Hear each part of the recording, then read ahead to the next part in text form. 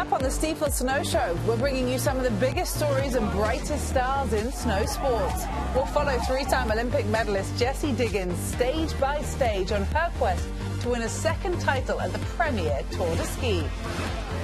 We'll see AJ Hurt hit all the right notes on the way to her first career World Cup podium. And finally, we'll take a look at what transpired in Adelboden last week, where River Radamus had a career best.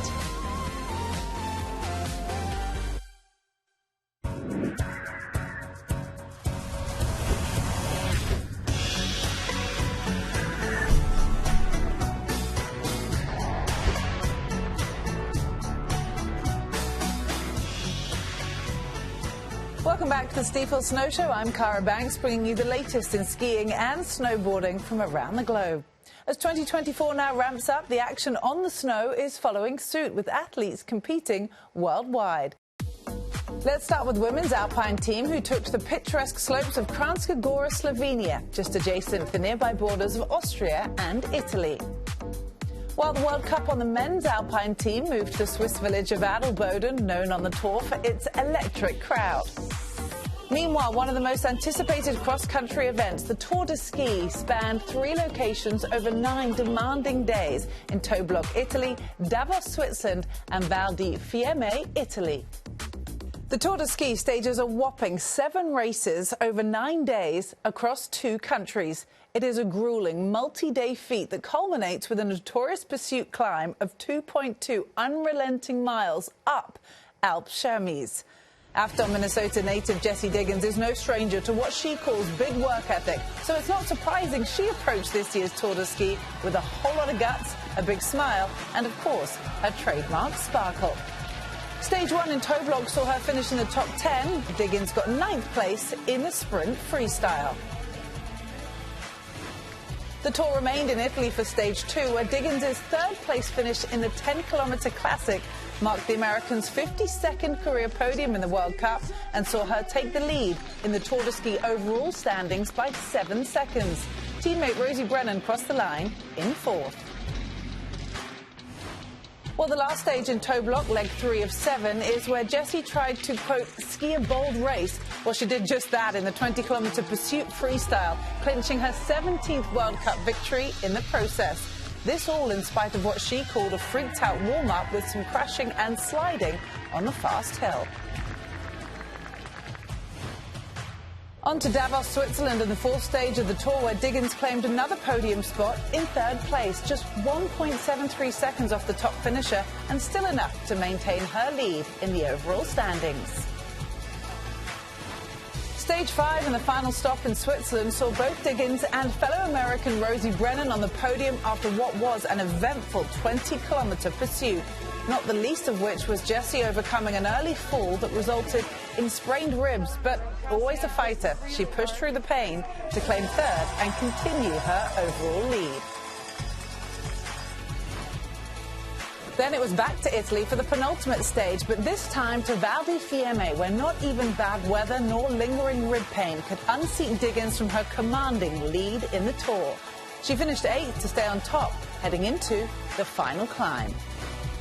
Val di Fiemme, the 7th and final exhausting stage of the Tour de Ski, was where 23-year-old American Sophia Laukli won her first ever World Cup after the demanding climb up Alp Chemise.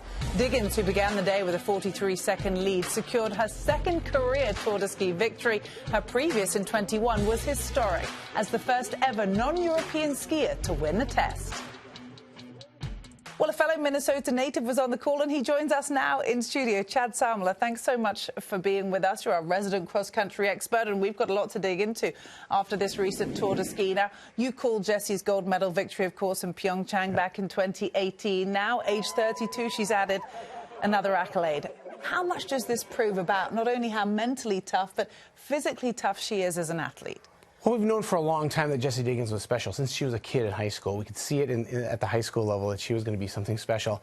But I think what makes Jessie stand out in the world of cross-country skiing, which is full of really tough people who train hundreds and thousands of hours in the course of a year, is that she has some kind of extra gear, extra place where she can go that it doesn't seem like the rest of the field, even though they're all really tough people, she seems to have just a little bit more pain tolerance than others. Let's speak a bit now about some key final climb fast facts powered by iFit. That, of course, relates to stage 7. Amazing. Racers climb 2.2 miles with a gradient that can reach up to 28% and an elevation gain of close to 1,400 feet. It is relentless, but what a milestone for American Sophia Laukli, who we saw claim her first World Cup victory. I'm baffled. I'm like, why go uphill when you can ski downhill? That's what's so incredible about this sport, Chad. What do you think we can expect from the 23-year-old American going forward? Well, Sophia is a great athlete. She didn't even really do these sports very seriously in high school. She was a little bit more into soccer. She does mountain running in the summer as well. So I think those two things working together, being a pro mountain runner and then being a cross-country skier, were kind of a question mark for all of us in the sport of cross-country skiing as to whether she can handle that gritty summer race schedule and then continuing to have success in the winter, and she's proving she can do that. I think she's answered the question this year. And at 23 years of age, we're going to see a lot more of Sophia Laukli because she's going to get better at some of the other disciplines than just skiing uphill. Wow, okay, and it's nice to see the support Jessie Diggins had for her as well. You know, she's obviously a real mentor of that American team. I mentioned the injury that Diggins suffered in Davos. It wasn't the only pivotal moment. We also witnessed challenging wax conditions. They made kind of interesting technique choices. What did you make of stage 5 of the Tour this year? Because it was one to remember, wasn't it? It might be, I think it might be the most epic modern cross-country ski race, certainly since I've started commentating on the sport, which is 20 years. And it's a classical race. I'm going to explain the difference. Freestyle, you can skate out of the two grooves in the track that people normally cross-country ski in. If you go ski touring, you ski in the tracks. Freestyle is faster, and you don't need grip wax to grip that snow. And in a classic race, you need that grip to get up hills fast. You can still get out of those tracks and you can walk up. But if you want to stay in those tracks and ski faster up the hills, you need grip wax. And when it's snowing, right at the freezing point, if you've ever made a snowball and you put pressure on that snow, it turns into ice. Mm-hmm. And that's what happens on the skis with the ski wax. You put grip wax to push yourself down the track, and when that new snow's falling into that track, you compress on it, you get ice on under your foot. And it both doesn't glide and it doesn't kick, so you're basically stuck walking. So look at it like a NASCAR race or an F1 race. Everybody's trying to adjust their cars, ours being the skis, to fit the conditions. And there were basically 3 options. There was an option to go with the normal grippy wax that might ice under your foot, to go with a waxless ski that is slower and doesn't kick as well, or just don't even use the grip wax and try to tough it out, not stepping up the hills or getting out of the tracks and walking. The conditions really were against Diggins going into the race. And in the first 2 kilometers, they caught her, and it looked like she lost all of her Tour de Ski lead there. But then everybody just packed up. And on that final, there's a big climb with a mile to go, and it's long. And we saw the Swedes just fall through the field. We found out the Americans put grip wax on. They risked the icing. The Swedes chose to go on nothing, and the Finns went on the waxless skis. And Kranjska won without the wax. The Americans catapulted themselves to second and third on the grippy wax, but they were kicking their skis off. There was icing on their skis, and it was the most pivotal moment probably of any Tour de Ski I've ever watched. I needed that explanation.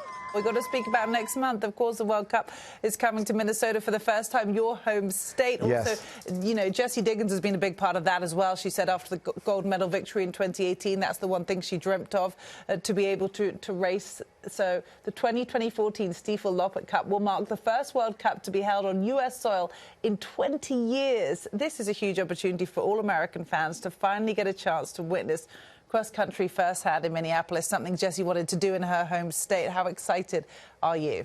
I'm thrilled. I mean, Minnesota is always one of the backbones of ski racing in America. I certainly grew up there and raced there.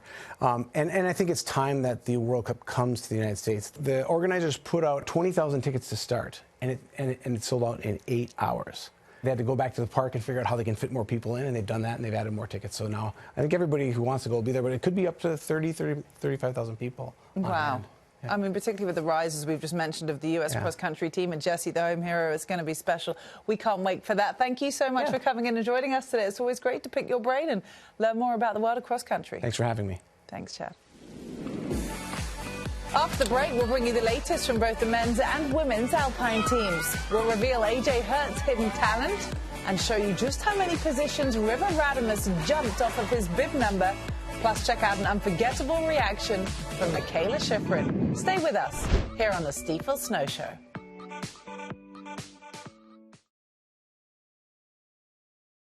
As we welcome you back to the Stifel Snow Show, where it's now time to catch up with the women's Alpine team who are in Kranjska Gora, Slovenia, for the latest slalom and GS World Cup action. Well, in giant slalom, the women faced unfavourable weather conditions, which likely contributed to Paula Moltzen's exit, but it was her acrobatic moves to narrowly escape potential disaster that were most impressive. The Minnesota native may not have finished the race, but brought high-speed ski ballet back with the split-second reaction. Michaela Schifrin finished top 10, and it was a top 20 finish for fellow American AJ Hurt. Canada, Switzerland and Italy took the podium. Well, speaking of AJ, the Californian performed an impromptu piano recital the night before the slalom race. With teammates and coaches in attendance, she was unknowingly setting the most perfect tone and stage for the following day. It was a symphony of celebration in Kranjska Gora, where AJ Hurt earned her first ever Alpine skiing World Cup podium, placing third in slalom. Her well-earned accomplishment was realized after she posted the fastest second run, emerging from 16th position after run 1. She would accompany the leader's chair until the last 2 runs, when her spot was overtaken. But the mere sight of AJ in the chair elicited hugs and lots of emotion from teammate Paula Moltzen, who took 5th. Beijing Olympic silver medalist Germany's Lena Duha narrowly missed the top spot by 72/100ths of a second to Beijing Olympic gold medalist in slalom Petra Vlhova of Slovakia, capturing her 31st World Cup victory. Hurt was 87/100ths behind, more proof that these races are often decided by the slimmest of margins. Luckily, race conditions had drastically improved for slalom, and the podium produced a jubilant crescendo. Over to the men's Alpine team now, and a closer look at River Radamus, who hails from Edwards, Colorado. He was the first American to become a 3-time Youth Olympic Games gold medalist, having literally grown up in the sport under the watchful eye of his parents on the slopes of Vail. I grew up in a ski town, and the story goes I learned to ski before I could walk. Both my parents are ski coaches, and I was a pretty big baby. My mom's a pretty small lady, and she started to not be able to carry me on her backpack anymore. But I didn't know how to walk yet, so she slipped me in a pair of boots and sent me on my way, and since I had a little bit more stability, I was able to ski. When I grew up in Steamboat, I would just go crazy and just explore the mountain on my own terms. And that's sort of where I've found my love in skiing, is just exploring what's possible, seeing how far I can push my limits. American skiing is one long tapestry of a story, and none of what's been possible wouldn't have been possible without what happened before it. Stephen Nyman, Ted Ligety, Tommy Ford, Andrew Weibrecht, all of those guys that I always looked up to and aspired to be are part of what's brought me here today. And, you know, it's my mission to hopefully add on to that tapestry, add on to that legacy for the next generation that I hope will far surpass whatever I do. A thread in tapestry, indeed. Beautiful, poetic license from the 25-year-old Radamus, who is surely influenced by his dedicated and supportive family. Now let's see him in Adelboden, Switzerland, and get a look at the giant slalom. River Radamus secured a World Cup career best of 4th, just a mere 0.12 seconds off the podium. Adelboden is notorious on tour, and the Americans' words, quote, "The crowd is electric. You feel like you're a part of history here, so every time I show up, I want to put on a show." Norway's Alexander Amok Kilder, a 2-time Olympic medalist, landed in 2nd place, 1.26 seconds off the top spot. And not to be outdone by the in-attendance crowd, Kilder's girlfriend, Michaela Schifrin, celebrated from a couch, crying tears of joy, watching her, quote, king, secure his first ever podium in a tech event. Oh my God, I love you. Are you kidding me? But not a haze of fog on the day, nor the determination of Kilder and Schifrin could keep Swiss skier and Olympic gold medalist Marco Odermatt from enjoying the winning position on the podium with a time of 1:54.06. The hometown favourite was lifted by the enthusiastic crowd, joking afterwards, "You've got to be louder next year." Well, the next day, River Radamus went on to finish 19th in slalom. That's a personal best that saw him jump all the way from starting bib number 70, a whopping 51 places. And not one to pass on a genuinely appreciative and reflective moment, Radamus appeared to give a kiss of gratitude to the snow gods. Well, after the break, we've got two-time Olympic snowboarder Maddie Mastro joining us. We'll talk results, inspiring others, pet travel, and so much more. That's next on the Stifel Snow Show.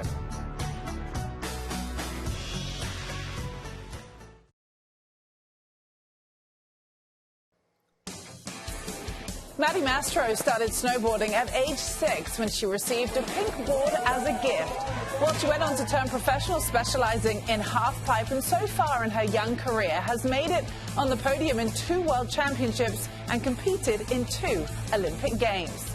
Recently, she took 3rd place at Copper Mountain and has been on 13 total World Cup podiums in all. And we are delighted to say she joins us now on the Stifel Snow Show. Maddie, thank you for being with us. I know it's Switzerland time for you, so we appreciate it. Can you give us some insight into what is really fueling your recent achievements?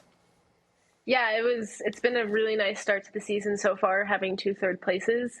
I got injured in February, so to come back and podium at my first event back and then get another one was the best way to start a season. So it was nice to shake off those rust, and thankfully I landed on the podium. So I'm super, super grateful just to kind of get back to my old self, kind of.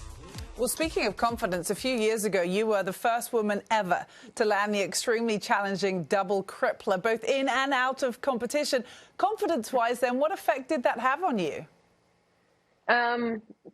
Doing doubles is something that's always kind of fueled my passion and motivation for snowboarding. So to be the first woman to do that was a huge confidence boost for just kind of where I was at in my snowboarding, and to continue doing it. For me, when I do a double to this day, there's no feeling like it. So it's like this little boost of confidence that makes me feel like I can do any trick I want for the rest of the day when I do doubles. So I've been noticing a furry friend on your lap, and we thought we'd spied your dog Pip in social media posts. There she is from your time over in Europe. You do indeed take her everywhere with you, I understand. How challenging is that to travel with your pet around all the equipment you have, of course, as well? Yeah, it definitely can be. It's an added factor for sure. She's got her own suitcase that comes with us. So not only am I traveling with my suitcases and all my gear, she's got her gear, her food, all that stuff. But for me, it's totally worth having my dog with me on the road. I grew up in a house full of dogs, so it was kind of just what I was used to, having dogs around. And I did traveling without a dog before I had her, and traveling with her is so much better. So worth it, I'm sure, home comfort. Okay, so light-hearted fun and competition days. You're also heard to sing to yourself at the top of runs and sing quite loudly. We can sometimes hear it on coverage. Tell me, what's on your pre-run hype playlist right now? Right now, a lot of Taylor Swift. That's the obvious answer, is a lot of Taylor Swift. What else do we got? I mean, Beyonce's she's a constant just in the mix. But I've been listening to a lot of Taylor Swift lately. Okay, cool. So Maddie's a Swiftie. We like that. Now, we can kind of see it peeking through under your hat, but several months ago, you shaved your head, of course, and then jumped on TikTok. You made some declarations of self-worth and defying beauty standards, and they were really well received. Can you explain to us now why you share that messaging? Yeah, so after I shaved my head, I had, I'd say more people than I can count reach out and either say they've shaved their head and there's an amazing experience, or they want to shave their head. And it was amazing for me to be able to give them a little piece of why I did it, and maybe help them on their pathway of shaving their head. It's becoming more popular among women, I'd say, to shave their head these days, but it's a very empowering, experience that I think every person on this entire earth should experience, shaving their head at least once in their life. Now you're making it sound liberating. Thanks so much for taking the time to speak to us today, and good luck next week in Switzerland. We'll be watching. Thank you so much. Thanks for having me. All right, that was Maddie Mastro with us. Coming up next, we will check in with a Paralympian and hear from a speed specialist, sit skier Andrew Kirker, next on the Stifel Snow Show.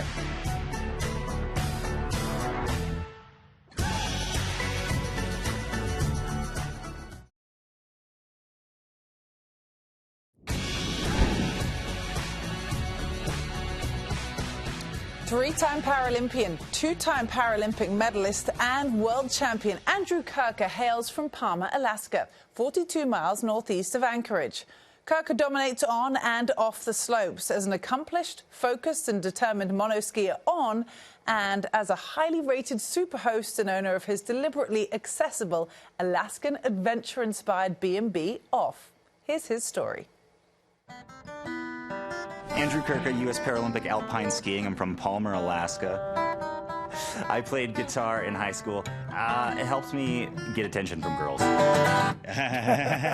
Do you sing too? No. Okay. Don't ask me to. Okay, I won't. Being someone with a disability, sometimes people don't really want to approach you just because you're disabled. And that can be difficult sometimes. A buddy of mine was like, hey man, I bodybuild, you should try it. And I was like, I'll try it. And especially at that point in my life, you know, I had just broken my back at 13, and I hadn't started ski racing yet. And I made a lot of friends doing it, and I had a lot of fun. Through the line he goes, massive run. Andrew Kirker taking home the gold medal. What a performance. I started up and went public with a bed and breakfast in Alaska. My entire bed and breakfast is focused around helping people with disabilities, kind of showing them how to get out, how to live life, and how to do things in a different fashion. And I want to show people, you know, with disabilities, you know, you still can go out and you can still do all these things. They're just different. Sometimes it's a bit tougher, but it's still possible. Yeah, what an important message. He's a champion with an incredible purpose who's realised his vision of adaptive outdoor experiences in his magical spot for Alaskan adventures. Well, we've got a lot to look forward to on our Peacock and NBC schedule coming from Austria in January as the month wraps up, including women's slalom and boat speed and tech disciplines for the men's Alpine. Plus, of course, our next episode on CNBC, where we'll bring you all the action in snow sports. Well, it's been a treat, as always, to bring you the Stifel Snow Show this week. I'm Cara Banks. We'll see you again next weekend.